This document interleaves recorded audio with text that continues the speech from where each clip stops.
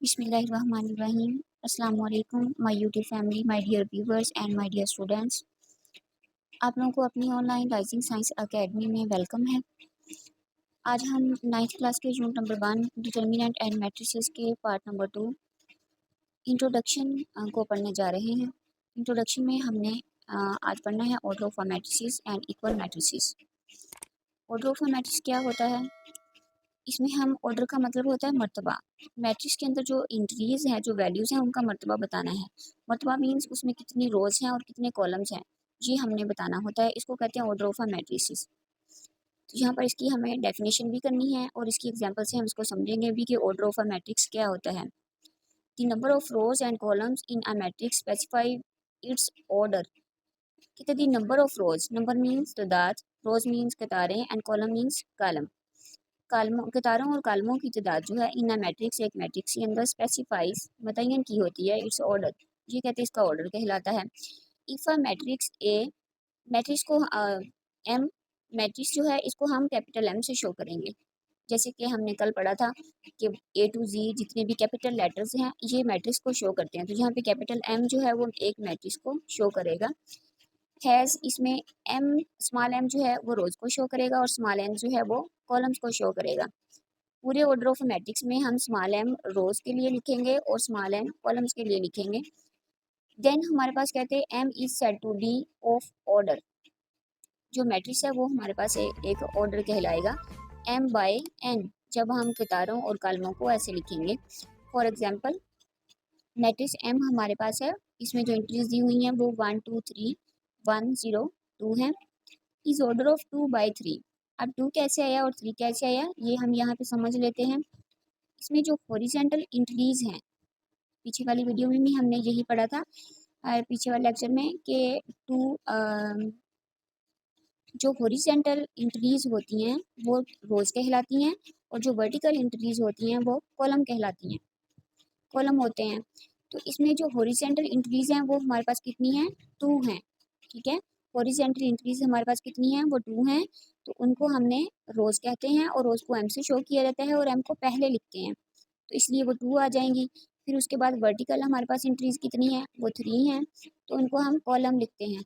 तो वो हमारे पास कितनी है? 3 हैं, तो उनको हम 3 लिखेंगे। मतलब कि एम बाई एन पहले रोज और फिर कॉलम्स की तादाद लिखी जाती है। तो रोज की तादाद हमने लिख दी और फिर कॉलम की लिख दी। तो यही हमारे पास एक ऑर्डर होता है मैट्रिक्स का। ठीक है, it has 2 rows and 3 columns. तो ये हमारे पास क्या बन जाएगा? एक ऑर्डर बन जाएगा मैट्रिक्स का। पहले हमने हमेशा कतारों को लिखना है और बाद में हमने कॉलमों को लिखना है। तो इस तरह से हमारे पास किसी भी मैट्रिक्स का ऑर्डर आ जाएगा। यही बस इसको लिखने का तरीका है। आगे इसकी मजीद 2 एग्जाम्पल्स दी हुई हैं जो हम देख लेते हैं। एक हमारे पास मैट्रिक्स एन है, इसमें इंट्री जो है वो 1 2 3 -1 +1 0 2 3 और 7 है। तो इसमें हम देखते हैं कि हॉरिजॉन्टली जो हमारे पास इंक्रीज हैं वो कितनी हैं? 3 हैं और वर्टिकल इंक्रीज भी हमारे पास 3 हैं। तो इसलिए इसका जो ऑर्डर है वो हमारे पास क्या आ जाएगा? 3 बाई 3। एक और एग्जांपल है हमारे पास, P is equal to 3 2 5। Matrix हमारे पास P है, इसमें जो इंक्रीज हैं, जो रियल नंबर्स हैं वो क्या हैं?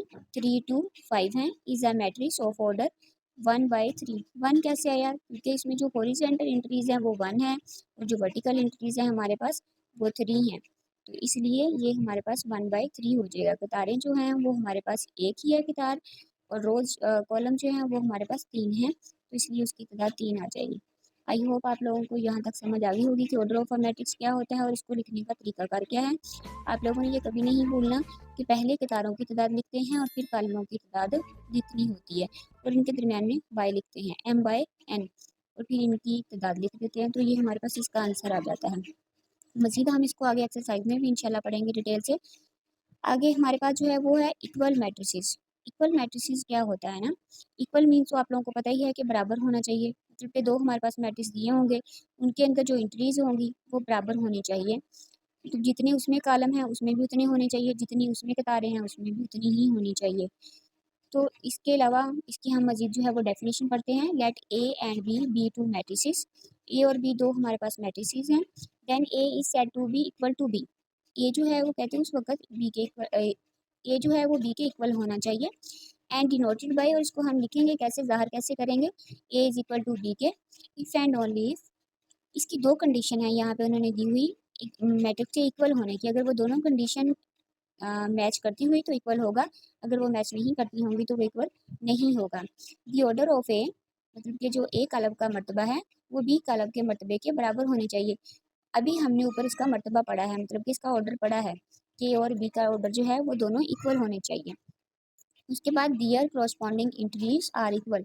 अब क्रॉसपॉन्डिंग इंट्रीज क्या होती हैं वो भी हम आगे देख लेते हैं, हम एग्जाम्पल पढ़ेंगे तो उसमें हमें पता चल जाएगा कि इसकी क्रॉसपॉन्डिंग इंट्रीज जो हैं वो क्या होती हैं ना, वो आपको एग्जाम्पल में जाके समझाते हैं। एग्जाम्पल में हमें ए और बी दो मैट्रिक्स दे दिए गए हैं। यहाँ पर एग्जाम्पल में हमें दो मैट्रिक्स दिए हुए हैं ए और बी। ए की इंट्रीज भी देख लेते हैं और बी की भी।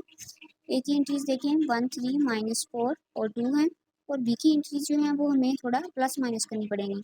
मतलब ए में देखिए 1 है तो उधर भी 1 है, बी में सेकंड वैल्यू जो है वह 2 3 है तो उधर भी 2 में 1 को प्लस करेंगे तो 3 बन जाएंगे, इक्वल हो गई। फिर उसके बाद ए में देखिए -4 है तो बी में भी -4 है। फिर 4 वाली वैल्यू को देखिए वो 2 है तो इधर भी बी मैट्रिक्स में भी 4 में से 2 जब हम माइनस कर देंगे तो वो भी 2 ही आ जाएगी।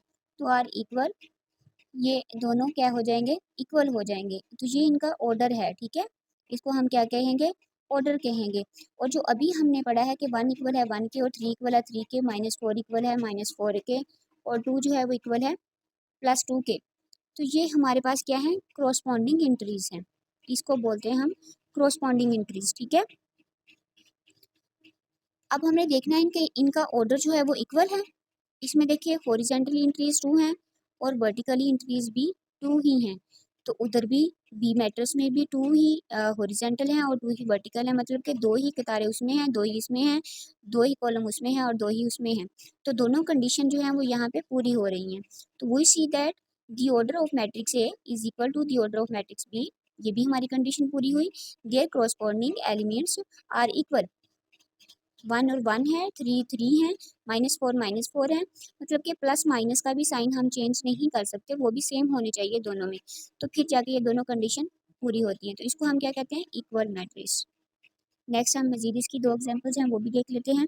एल है हमारे पास मैट्रिक्स एक इज इक्वल टू 2 1 2 3 -1 और 2।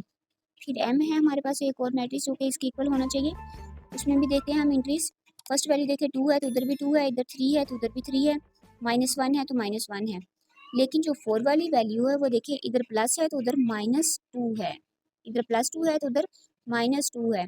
तो यहाँ से ये क्या है, आर नॉट इक्वल, ठीक है, यहाँ पे ये इक्वल नहीं है क्योंकि उसको भी +2 ही होना चाहिए था। तो we see that order of L is equal to order of M, but entries in the second rows and second columns are not same, so L not is equal to M के। इसमें corresponding entries जो हैं वो same नहीं है, लेकिन इनका order जो है वो सेम है क्योंकि 2 ही रोज हैं और 2 ही कॉलम हैं, तो इसलिए ये इक्वल नहीं होंगे क्योंकि इनकी corresponding entries जो हैं या corresponding एलिमेंट्स जो हैं वो सेम नहीं हैं। एक और एग्जांपल देखते हैं, P है हमारे पास, उसमें देखें फर्स्ट वैल्यू 2 है और क्यू है हमारे पास, उसमें फर्स्ट वैल्यू 2 है और सेकंड वैल्यू हमारे पास 3 है तो उधर भी सेकंड वैल्यू 3 है। लेकिन इसमें क्या है कि थर्ड वाली वैल्यू नहीं है, पी में थर्ड वाली वैल्यू नहीं है, मीन्स के इसमें number of order of matrix same नहीं है, ठीक है। इसमें क्या आ जाएगा, नंबर ऑफ मैट्रिक्स सेम नहीं है और कॉरस्पॉन्डिंग एलिमेंट्स भी सेम नहीं है, तो इसलिए ये दोनों क्या होंगे, इक्वल नहीं होंगे। P is not to equal Q are not equal matrices, मतलब P एंड Q जो है वो not equal to matrices. We see that order of P not equal to order of Q, so P not equal to Q आ जाएगा क्योंकि उसमें जो हमारे पास वर्टिकल मैट्रिसेस हैं वो 3 हैं, इंक्रीज हैं वो 3 हैं और हॉरिजेंटल जो हैं वो दोनों में 2 ही हैं, लेकिन Q वाले में देखिए 3 है, जो वर्टिकल इंक्रीज है मतलब कॉलम ज़्यादा हैं P वाले से, तो इसलिए ये दोनों इक्वल नहीं होंगे।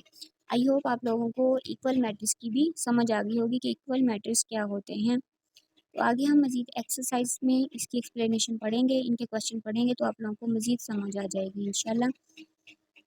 दुआओं में याद रखिएगा। ये आप लोगों का अपना चैनल है, इसे सब्सक्राइब करें, शेयर करें, बेल आइकन को भी क्लिक करें, उसके बाद लाइक करें।